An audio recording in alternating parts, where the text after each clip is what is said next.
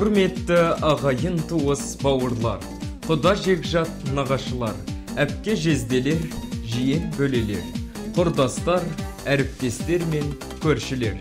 Сіздерді ұлымыз Мейірланның сүндет тойына арналған ақ дастарханымыздың қадірлі қонағы болуға шақырамыз.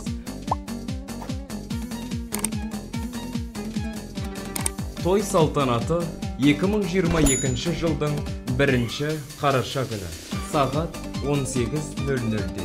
Мекен жайымыз Шымкент қаласы, Арғынбекова 115, Жасмин салтанат сарайы. Той иелері Ерболат және Гаухар, Иманбаевтар әулеті.